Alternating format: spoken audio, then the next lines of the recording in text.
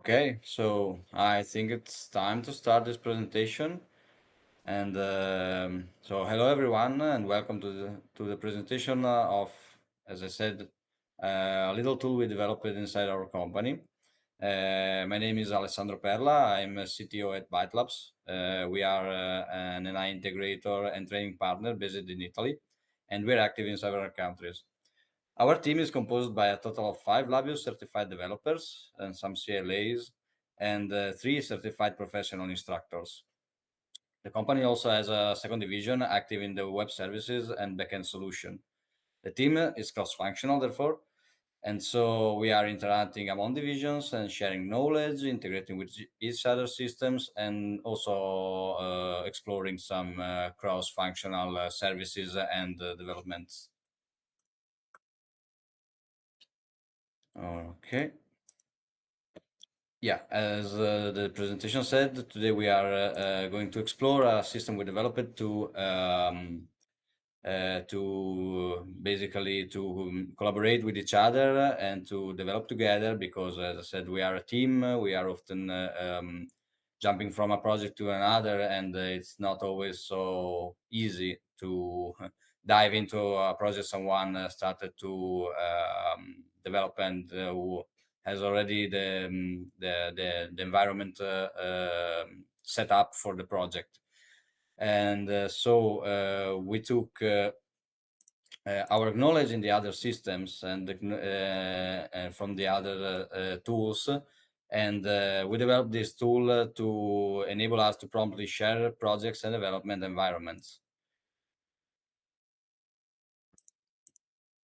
So basically, we needed a way to share which libraries are used in a specific project, both the package and the compatible versions.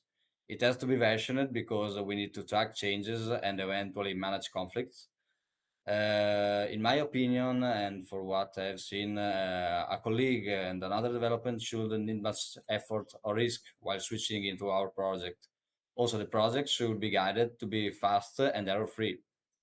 We also have intellectual properties we cannot just publish online. We need to be able to fetch either from a public repository like the VIPM, as you everyone probably know, and also from private ones, because as I said, we develop also a solution for clients and for customers who doesn't want us to share their intellectual property.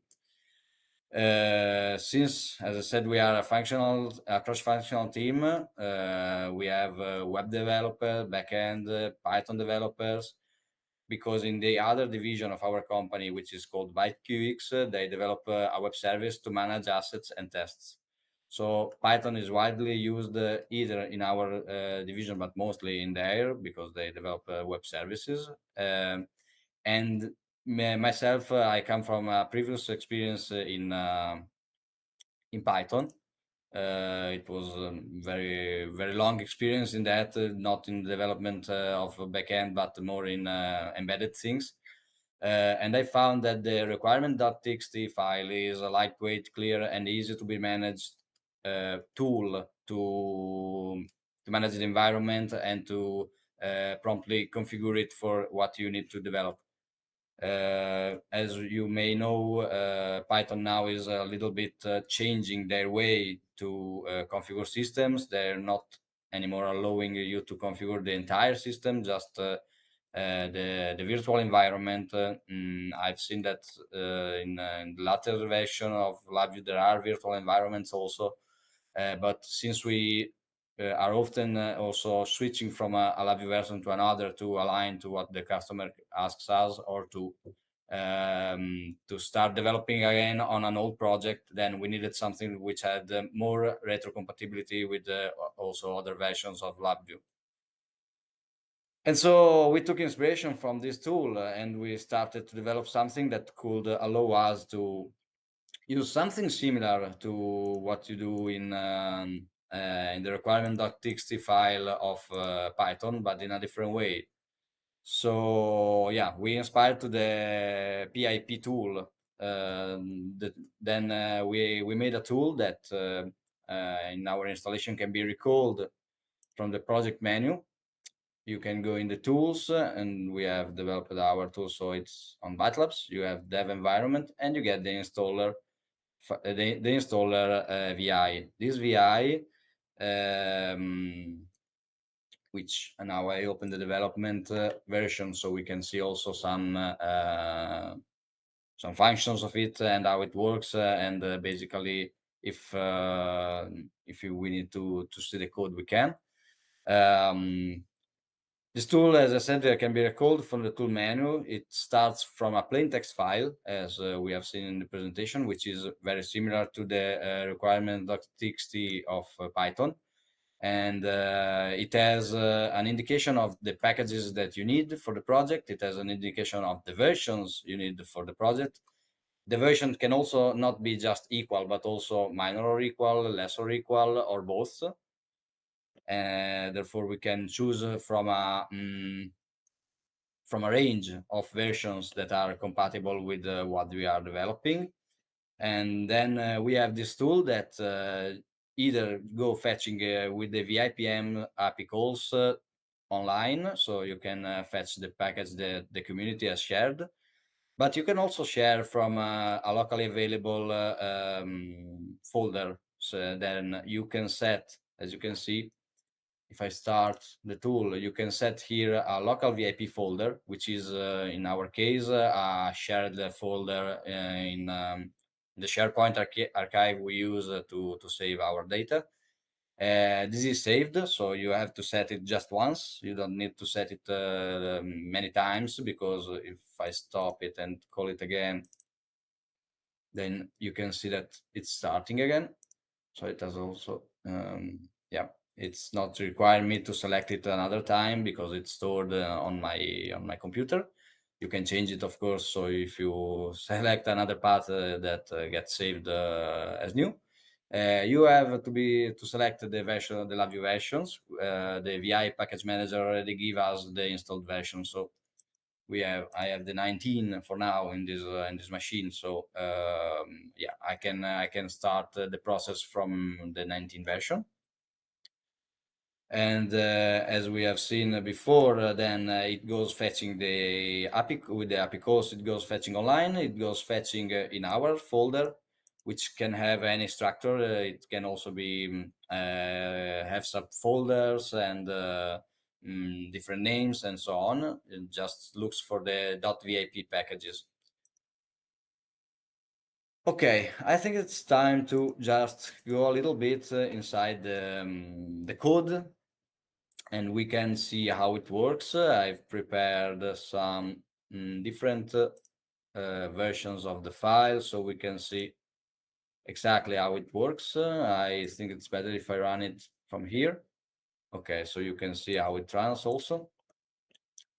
Then the first thing it asks us to do is to select the packets file path we need to manage. Okay, so if I go in the selection mode, it opened it in the other window, so I'll just move it here. Okay, so you can see it. I prepared two packages, two packets.txt files. Okay, so we have this one that I'm opening for you right now. Okay, so you can see it. Now I'm setting up it to install the STM library. It needs to be less than 3.1.0.9 version. Then we have the open source project for the MQTT client. We have the logrotate library, and also we have this library, which is our internal one, which is not online, is on our local systems. Okay, so when I select this one, it loads the file. Okay, so I can start the procedure now. Okay, so it's starting. It's running the VIPM in the background, of course, because it needs to access the APIs. Okay, so we can see the VIPM is popping up. We have selected to not hide it after a while. We have selected to leave it here.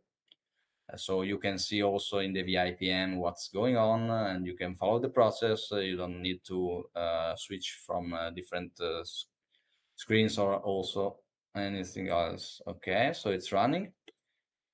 Okay, now it's telling me that everything is already installed. So basically, it checked the package and it says that everything is installed. I can also run the reset package, which is changing the version basically and installing something else. So we can also see what's going on with the package. It says that it found 228 packages in the local folder. So you can have a feedback to see if the folder has been fetched correctly. Okay.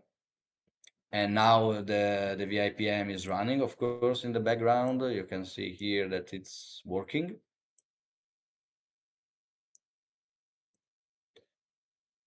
Okay, so while it runs, we have the install log. The install log is telling us what has been done and what needs to be done. Okay, Jasper. So the path of the local folder, you can select it when you run it the first time. It's reported in the main page. I think I'm running it the development one, so I cannot open it right now. Okay, but in the first page, in the landing page, you have an indication of the local folder. You can select it and change it. It's saved on a temporary file on your local machine, and so you can change it and select it anytime you need to replace it. I mean, um, yeah, no problem. Yeah, so it's working. Unfortunately, it's blocking me from showing you the background. I didn't open it before, sadly. Okay, you can see it in the presentation. So meanwhile it's going on, we can check it here. So basically, when you go to the load LabVIEW section, which I have a screenshot here, it basically goes fetching from the VIPM APIs the all available online packages and their version. Basically, it's creating a cluster between versions and name and package names, and this is the online part. So the next phase instead is the read package phase. Okay, in the read package once we do two things. The first thing is to open the file, to list the version we need, and to go fetching for our tokens. Okay, so the tokens are the one that tell us if the version we need is minor, equal, or a combination of these. It can also be both, as I said. And meanwhile, in this section, there is also the listing of the local files, which the one we have in our local folder, and it's saving it in another cluster and in an array. Of course, this phase is checking the file and is parsing the file. So this one is the phase that tell us if there are any parsing error or if something wrong happened. Okay. So here we have my feedback. It says that the library is installed and the version is good. Okay, then it says that this one has been installed from the STM. The STM, sorry, has been installed from the VIPM library. Also, the MQTT client has been installed from the VIPM library because it's an online one, and this one was already installed because I asked the same version, so it didn't change anything. This one has been installed from the VIPM library also. Yeah, it's not indicating us where it's coming from. Okay, so now we can go, as I said, to the code and we can see it. Okay, so as you asked, here you have the local folder and you can check and you can change it, it gets saved and so on. Okay.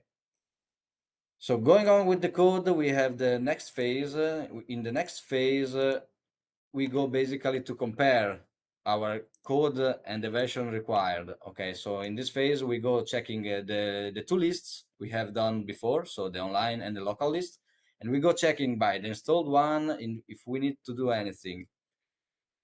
This task is called the check version phase. It's the package is missing the most up-to-date version within the compatibility limit. So between the limit we set in the file is installed. If the package is installed but outside the compatible version, it gets replaced with the higher compatible version. If they installed and if we have already installed the correct package and it is inside the matrix, then it doesn't get changed. This is to avoid too many changes, and because maybe it's already compatible with another project, so it's better to leave it in place.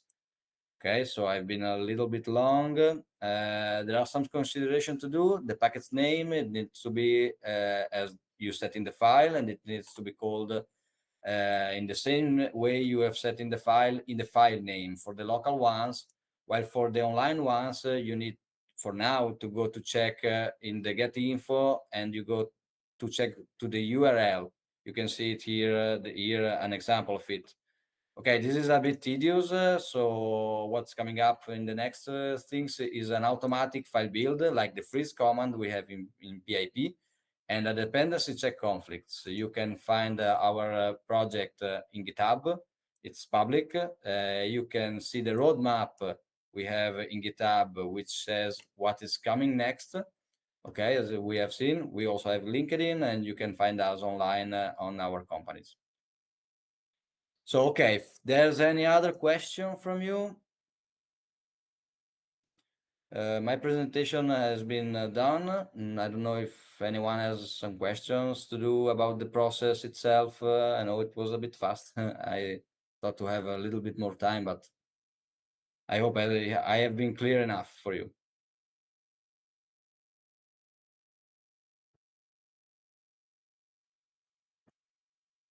Okay, so if that's all, I thank you all for listening to me. And as I said, yeah, you're right. You're right. It was a really a bit longer than I expected. But as I said, we are active on GitHub. You can find us at ByteLabs LV because for LabVIEW. You can share it and download it from there. We also have required VIPM for the online tools. So yeah, just follow us there, and you can see many other things and the tools. Thank you all. Bye bye.